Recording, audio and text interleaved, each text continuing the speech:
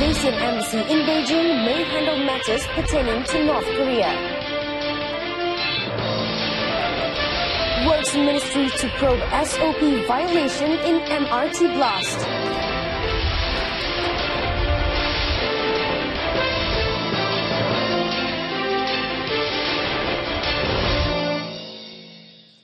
Good afternoon, I'm Cynthia Arthur. You're watching News on 2.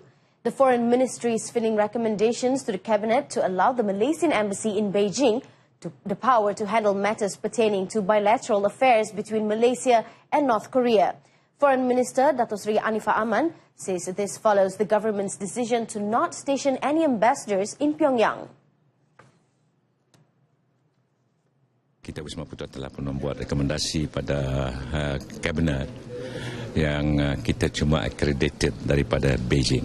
Jadi sementara ini tidak ada ambassador yang akan dihantar ke Pyongyang dan ianya akan dihandle daripada Beijing.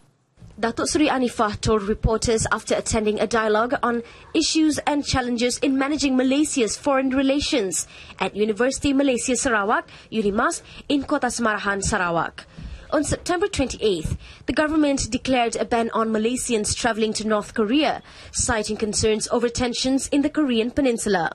The ban, the ministry said, would be enforced until further notice.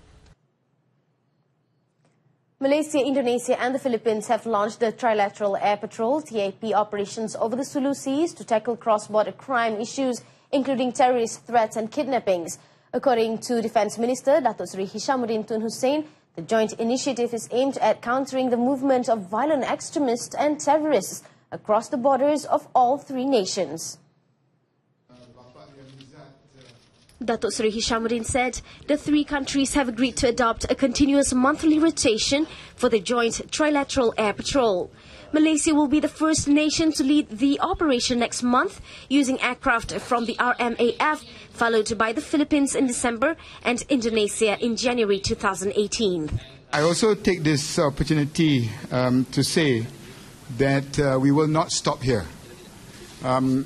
Looking forward, I expect the military of all three countries to look at joint operations, joint exercises, trilateral port visits, and this is being discussed right now together with the exchanges of intelligence between the intelligence agencies. The Trilateral Air Patrol serves as the second component of the Trilateral Cooperative Arrangement, TCA, to complement the first aspect. The Trilateral Maritime Patrol, TMP, launched last June in Tarakan. The operations will utilize the same eye in the sky concept currently being implemented in monitoring the safety of the Malacca Straits. Effective immediately, Malaysia's Civil Defence Force APM personnel will help other authorities, especially the People's Volunteer Corps RELA, to patrol the area under the Eastern Sabah Security Command ESCOM.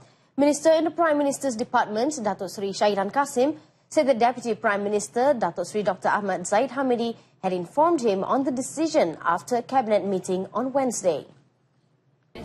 Kawasan ESCOM tu kira hampir majoriti daripada ketua-ketua kampung tu fungsi JKK setelah kita ambil jadi Angkatan Pertahanan Awam, dan kita akan dapatkan lagi tambahan daripada orang tempatan. Ni saya ambil orang tempatan semua.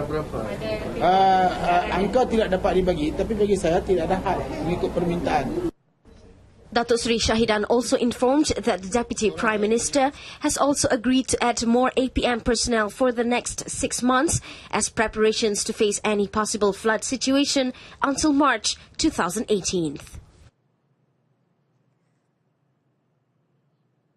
The Works Ministry will investigate whether or not there was a violation of the Standard Operating Procedures (SOP) in the recent explosion at the Mass Rapid Transit MRT station construction site in Bandar Malaysia.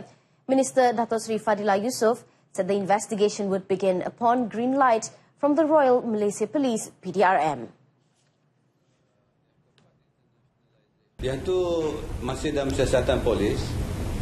So lepas ni definitely DOSH pun akan masuk, CIDB pun akan masuk untuk tahu apa sebenarnya berlaku. Jadi it's premature untuk saya melaporkan apa yang belum saya ketahui. A Bangladeshi worker was killed while 2 others were injured in the 5 p.m. explosion on Tuesday. Police had so far confirmed that the explosion was from an old unexploded bomb from the Second World War era. Dato' Sri Fadilah explained that such an incident was indeed unpredictable, as what's shown in the existing blueprints of the area might differ from the actual condition underground. The Royal Commission of Inquiry, RCI, tasked to probe Bank Negara's forex trading losses in the 1980s and 1990s, will present its findings to the Yang di-Pertuan Agong today. RCI Chairman Tan Sri Sidek Hasan has been granted a 1-hour audience with Sultan Muhammad V at 5 p.m. The RCI had concluded its inquiry into the case after 9 days of hearing during the period between August 21st until September 19th. The panel went through 42 documents, some of which were classified under the Officials Secrets Act. On its first day of the inquiry, the RCI revealed that a massive 31.5 billion ringgit was lost between 1991 and 1994, and that this was hidden from the central bank. Various high-profile names were summoned to the inquiry, including Tun Dr. Mahathir Mohamad, Datuk Seri Anwar Ibrahim, former Bank Negara advisor Tan Sri Nur Muhammad Yaakob, and former Bank Negara Assistant Governor Datuk Abdul Murad Khalid. The Malaysian Anti-Corruption Agency MACC will call up more witnesses to assist in the ongoing investigations into the alleged misappropriation of rural infrastructure development funds in Sabah involving 1.5 billion ringgit. Chief Commissioner Tan Sri Zulkifli Ahmad says so far 45 witnesses have given their statements, with 7 of them remanded. Tan Sri Zulkifli also dismissed allegations that the MACC's investigations were politically motivated, adding that the MACC's investigation is based on statements obtained. Kalau dilihat sudut tangkapannya, mana ada kita tangkap? Hanya parti warisan, parti UMNO pun ada. Jadi nak mengatakan itu terpulanglah, itu sudut mereka, tanggapan mereka. Tapi pada kita tiada, bukanlah asas kita untuk membuat tangkapan itu kerana daripada mana-mana parti.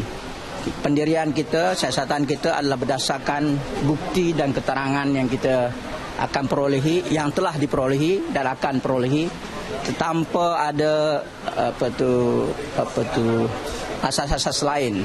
Tan Sri Zulkifli told reporters after visiting the water treatment plant project at Kampung Sungai Intan in Semporna, Sabah yesterday. The Sungai Intan treatment plant, which was upgraded and completed last year, is among the 70 projects being investigated by the MACC. Still ahead, Mara Digital Mall to be expanded nationwide.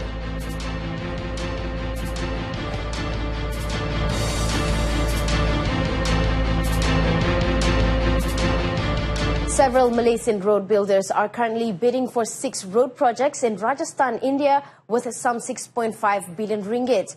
Works Minister Dato' Sri Fadilah Yusof says these projects represent opportunities to uplift the country's international agenda in line with the Construction Industry Transformation Program, CITP 2016-2020, to transform the industry to be highly productive and environmentally sustainable.